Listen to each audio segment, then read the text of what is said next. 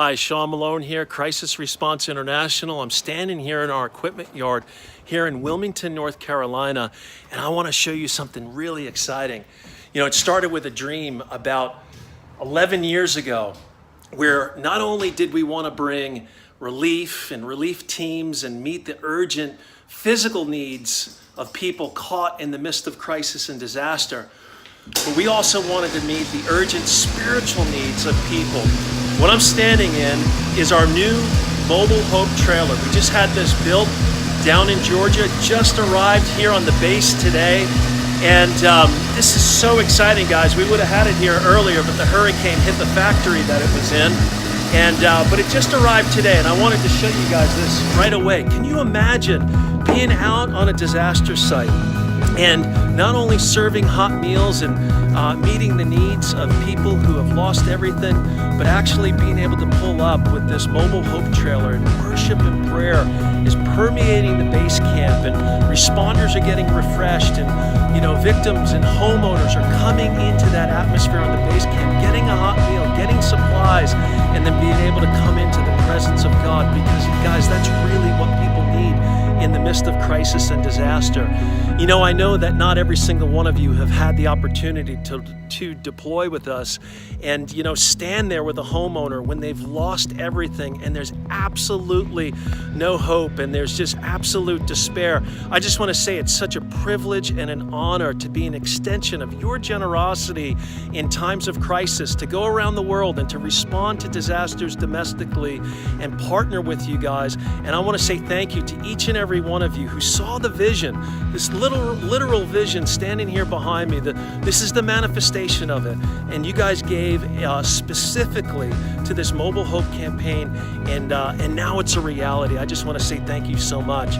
But right here behind me is our building, and it was just back in September, not too long ago, that this parking lot was full of tractor trailers, our mobile kitchens, and right over here we were feeding hundreds of people a day. We had a big tent set up, and our teams were sleeping here in the building, and they were going out during the day and assisting homeowners with gutting out their homes and removing trees and serving hundreds of meals out in the field as well.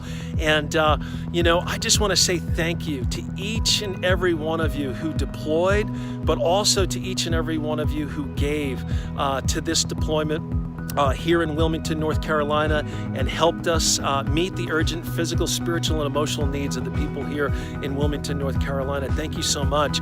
And it was only about 2 days that we had. Things were beginning to wind down here. The needs were being met in the community. Then all of a sudden we hear that Hurricane Michael is coming. And so we wrapped things up here, and we brought all the trucks and trailers, and responders deployed, and we went down to the inland rural communities down in the Florida Panhandle, and we began to feed hundreds of meals as well, and help people restore power to their homes, and just again bringing hope and assisting people wherever we could in the midst of that disaster. And one of CRI's greatest challenges is that oftentimes we run short on volunteers, and we just honestly, we don't have enough staff to be able to do all of what God has called us to do. Many times we're spread very, very thin, and our staff works around the clock. We have the most amazing staff in the world. And also we have the most amazing volunteers who would come and get trained and be willing to take time and resources and travel literally around the world with us to go reach people in the midst of crisis. The fact of the matter is we just don't have enough of them. And as some of you may know, right now, CRI is in the process of purchasing an 84-acre training facility up in the mountains of Virginia. Guys, this is an incredible opportunity for us. This property has been appraised at $2.4 million, and they've accepted our offer for only $610,000. Now, it's going to take more money to get the camp up and running, do some urgent repairs, and overhaul the septic. We're trying to raise $1 million, and we understand that's a lofty goal for us. us, and we cannot do this by ourselves. But I want to ask you if you would consider partnering with us with this vision. And you know, what I want you to understand is this is just not a good idea of having a camp and a cool place to train. Guys, this will multiply our training, and it will multiply our volunteers, and ultimately multiply our impact around the world. The other benefit of it is that we'll be able to multiply our staff and interns, and literally plan year-round training events and plan years ahead of time, and really bring stability to CRI and help us get into this next phase of where we want to go. As you guys know, the scale and scope of disasters are going off all the charts, the frequency and the severity of them. Guys, we need to advance in this season. Now, there's a couple of ways that you guys can partner. Now, some of you guys have already given, and I really appreciate that. You know, already together we've raised over $25,000. Now we have an urgent goal. By this Friday, November 2nd, we have to raise a total of $65,000, and this is our earnest money so that we can fully execute this contract and enter into the next phase of this. And so if you haven't given, I want you to consider partnering with us in this. Now, another way that you guys can help is some of you might have the ability to make a matching gift pledge. A matching gift pledge is a great way to encourage other people to get involved in this campaign. In about a week from now, I'm going to be up on the camp, and we're going to be doing live giving drives right there from the camp. We'll be standing in front of different areas of the camp, and people can literally sponsor, and we'll use those giving challenges at that moment in time to be able to meet our next level.